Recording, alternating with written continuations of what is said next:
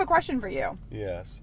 When you're at Ohio State playing football, do they teach you the words to the Buckeye Battle Cry song? I remember them vaguely. Do you know the words? I'm going to teach them to you. Okay, let's go. We'll cheer you as you go. Our honor defend. We will fight to the end for Ohio.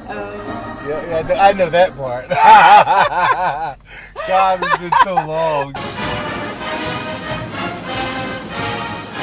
I remember like it was yesterday being in that gorgeous Ohio Stadium. Yeah. She's such a beauty. Yes, she is. And the entire stadium chanting, Eddie, Eddie. Yes. I mean, we're not even related and I have chills thinking about it. Yeah. You were what, like 18, 19 or something when that was around happening? that age, 18, 20, somewhere 19, 20 years old, Yeah. 21, yeah. Is that insane when you think about it, to be that young and to have a stadium shy of 100,000 people just chanting your name? It was overwhelming. It really was. It's something that every kid dreams of, you know. I've experienced both the Eddie chants and being booed by 100,000 fans as well. In my Fans own are stadium. fickle, aren't they? Yeah. So I've had the privilege of both, but to hear your name chanted in that manner lets you know that you did something right that day. When you were up for the Heisman, I remember all of my friends and I went to Columbus's OC, Olentangy Commons, to have a party, just waiting and watching to see what would happen. Wow. And it was such a huge celebration when your name was announced. And I actually specifically remember how proud your mother seemed. Yes, Like she was just all like so lovely and dressed up and just all smiles. It was, I mean, I felt like that day the energy in the room was like we won the Super Bowl. Wow. When you won the Heisman. Really? It's funny to hear those stories. Like, I've heard different stories from people over the years of where they were and what they were doing when I won the Heisman. I mean, of course, I have my only perspective being there, but to see the invested interest of people, like about the fans of Columbus, the Ohio State fans, like they said there was one, they were at a hockey rink and there was a hockey game going on, and they stopped the game and they announced that I won, and the place erupted. You almost want to see that and experience that, and to hear that you guys had a party specifically for that. Well, you say you did. No, this is true. This is true because I told you I haven't been to the grill, but I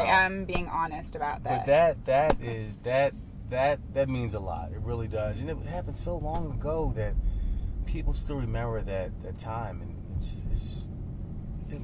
it's truly, that winning that award just really brings everybody together.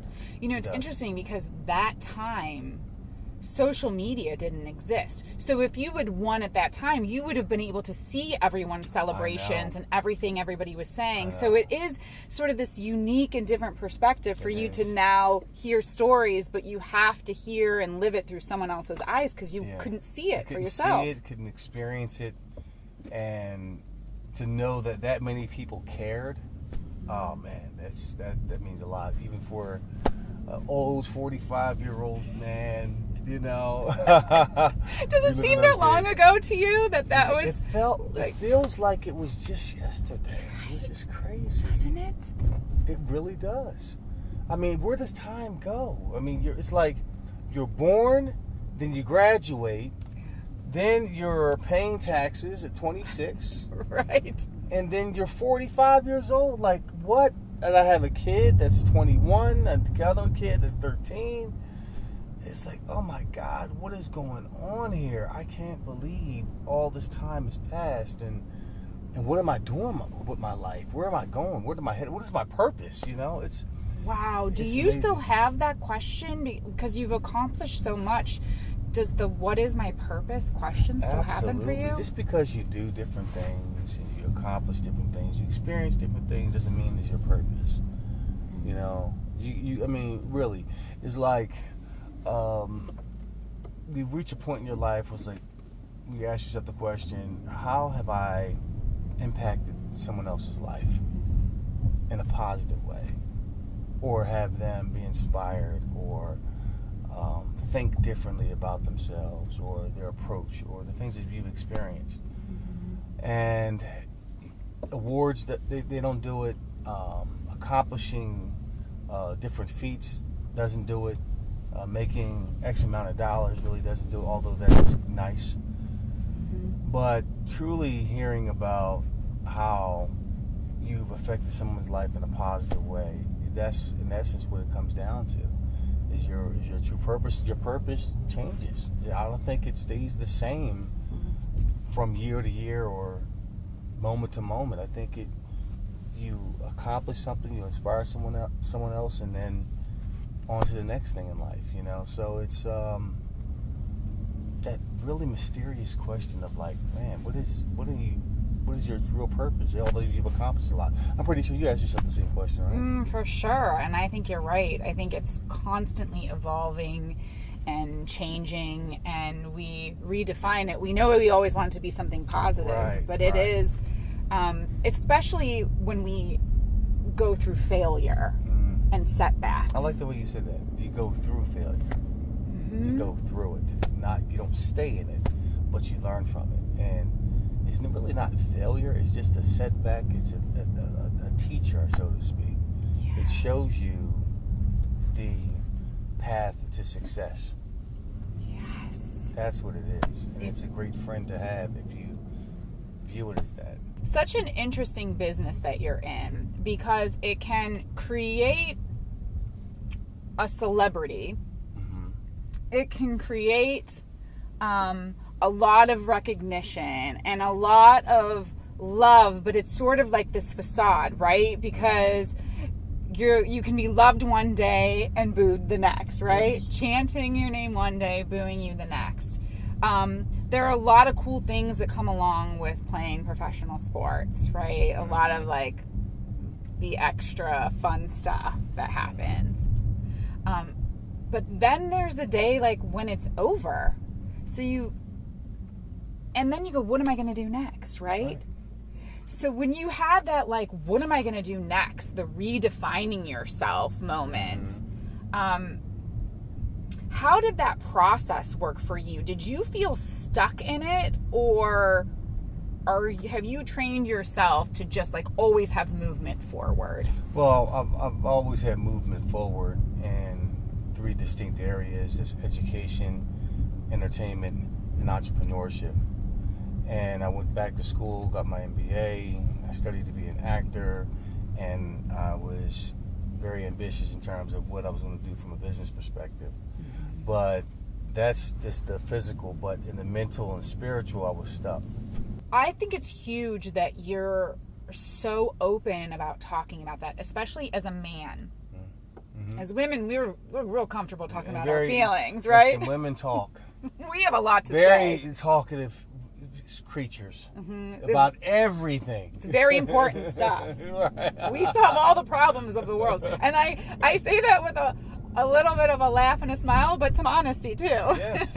But I think for men, like for you to come forward and say what you just said, in Cleveland, we've seen Kevin Love come forward to talk about some of the things that he struggled with.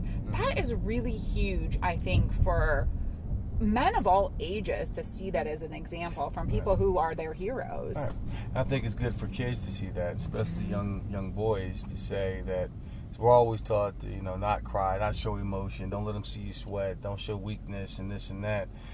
That's great on the football field, with a basketball court, with a baseball diamond, but behind closed doors, that's unhealthy. And that can manifest, and that can lead to substance abuse. It can lead to wanting to take your own life sometimes because you feel like you don't measure up. It leads to destructive behavior, destructive thoughts, and that's not healthy. So I think it's important for young men to realize that, hey, you know what, sometimes being strong is not being silent and sucking it up and not crying and this and that. You can do that in your quiet moments, but you show strength by saying, hey, I need some help here. Yeah. And I think that's need it more now than ever. Let's put this in perspective. In 96, Chicago the Musical opens up on Broadway. Right. You're just starting your NFL career. Yes. Had you even seen Chicago yet at that point in time? No, I didn't know anything about Chicago, and not until I saw Richard Gere do it in the movies. Mm-hmm. And I didn't see it in the play. The first time I seen Chicago was the play was 3 years ago in Nashville, Tennessee, and that's what inspired me to go after this role. Was watching it then. I was like, man, that looks like it would be tough to do. I want to do that. Is that right? Were you like, I want to try it? Yeah, I said I want to try it. So what do you do then? Do you call up an agent and say, I think I want to get into acting and maybe do Chicago? No, well, I was already acting prior to that. Okay. I was doing a play called The Whipping Man at the time, and it's a really deep, hard, emotionally driven play which requires you to go places emotionally that's just draining. And I wanted to see something that was uplifting and kind of fun and light. And so I was invited to come see Chicago the Musical in Nashville, Tennessee, their touring company. And as soon as the music came on, I was enthralled by the acting, the dancing, the style, the storyline. And when Billy Flynn came out and did his part, was singing, dancing, just really being debonair and sophisticated, and I mean, just his whole style was like, yo, I like that. Yeah. And when he sang the songs, I said, I can do that. Mm-hmm. And the president of TPAC overheard me, Kathleen O'Brien. She says, can you sing? I said, yeah, I can sing. Of course, you know. In the shower? In the shower, but I didn't say that part. So she said, well, I'm going to try to get you an audition in New York. So she sets it up, and 2 weeks later, she calls me. She says, I got you an audition in New York for the role of Billy Flynn. I'm like, oh, wow. I said, when do I do it? She says, next week. I said, oh, boy. Okay. I didn't sing at all for a year. I hadn't done any voice lessons, no voice work. So, long story short, I got my stuff together with my acting coach. She was excited. I was excited. I go up to New York, and after about an hour worth of auditioning, I get the role, and a year later, I'm on a Broadway stage doing it, and it was crazy. Isn't that crazy? Yeah. Was that the most nervous you'd ever been? Oh, absolutely. Because live theater, I think there's nothing like it. It's so exciting. Well, like I said, I was doing theater before, but never a musical. This is my first musical, and it was on Broadway. And I'm thinking, damn, you know, if I get it and if I don't get it, it's okay, because it's going to be a great story either way. What's your favorite number in Chicago? And I'm not going to make you sing it. It changes. Like, I used to love doing Gun, and I still do. Both Reach for the Gun is great. But something magical about Razzle Dazzle that I really have come to enjoy. I used to dread doing it. Why? Because I was kind of unsure of what I wanted to do, but I have a chance to be a magician in that, and to really inspire. You know, that's my goal, is to inspire through that song. And I have a chance to be mischievous and devilish and manipulating and showing like my fun side. So I really enjoy doing that number. I've come to appreciate coffee, golf, and a cigar. What kind of cigars do you like? Monte Cristo. And there's another one, Merva 51. I just had one the other day. Very smooth. And that just allows you just to enjoy the moment. When you learn how to smoke a cigar, that's when you're living. Because it's not how you smoke it, it's the time you take to smoke it. Because you're taking that moment to appreciate life, and you're taking everything. There's a certain quality about it. Yeah, You right? know, it's not even necessarily the smoke, but it's just having something in your hand to chew on, and just to come to appreciate and to get a nice ash. Yeah. You know, when it burns, you get the nice long ash going. And so do you like a scotch or You know, bourbon or it varies. I like a nice scotch or a good bourbon. Recently I got into tequila, a Cuestión tequila, Añejo, 1 cube, Okay. nice cigar. Tequila and I, we broke up at Ohio State, And 97. That's what I'm saying. Like, it's I know a what you're different gonna day and say. age because you were a different frame of mind. You don't take shots. You take sips. You don't Yes. take shots. You take sips now. You just enjoy it. Okay. Like just each sip. And after 2 of those, you're feeling good, and then you go on about your business. Whereas before, when you take the shots, it's just too much. No, and it's multiple of them. Yeah. But then I just felt like it was this really bad, nasty breakup, and we were not going to become friends again. But you know what? Give it a Everybody, chance. You give it a chance. Yeah, go back. I mean, it's always go back and to forgive. Never forget, Okay. and approach him differently, which is tequila, Yes. and see where you're at, because you both have evolved, you both have grown, and you'll come to appreciate each other. Once you settle down and marinate into the relationship versus rushing and saying, I'm gonna just attack it, go with it, and treat you like, hey, I can take on the world. No, you have to allow it to simmer and marinate and appreciate each and every note and nuance of the tequila. Yeah. Somebody give me a cigar. I feel like I just went through a good therapy session.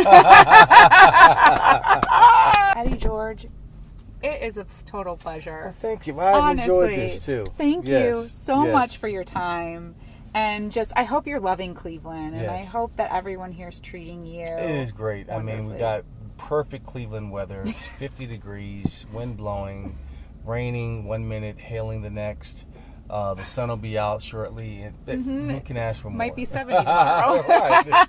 Who knows? You know what? The good thing is those theaters are beautiful and cozy, Yes, aren't they, over at Yes, they Playhouse are. Square? And hopefully it won't be so cozy that you'll fall asleep. Oh, that performance. That's not going to happen. That's not going to happen, Well, my appreciate friend. it. I Thank you. really appreciate you and all that you do and your honesty. And Okay. you're like, you bring it. You're a gamer. Well, I appreciate it. I appreciate it. Well, get out my Bentley. And, All right. I'll take over from here. You- Well, I know Fight the Team across the field. Oh, that's I a know. good one, That's a too. good one, Yeah. Wait, how does that one go again? Fight the team across the field, show them Ohio's here. Set the earth reverberating with a mighty cheer. Rah, rah, rah, hit them hard and see how they fall. Never let that team get the ball. Hail, hail, the gang's all here. So win out the conference now. Oh, go Bucks! Go, yes.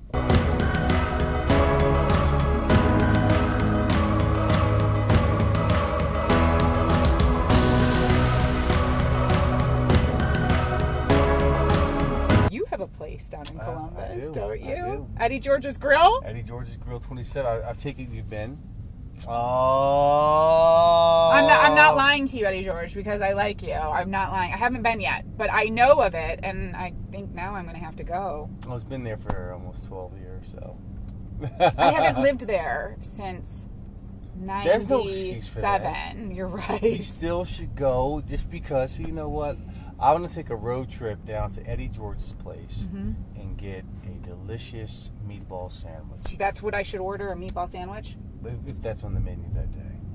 Oh, is it a specialty? or It is a something? specialty. I usually I order special meatballs like bison. I was gonna say bison balls, but that wouldn't sound. That would sound wrong. But it's bison, like a bison burger, bison meat. Bison meat. Which I do like bison meat. Yeah, that would. You like bison balls? Who doesn't like bison balls, right? Listen, there's a guy in town who owns a nut company, and the first time he came on my show, I saw him. I go, "Oh my God, I love your nuts!" And I realized what I said, and he goes, "I get that." I love your nuts.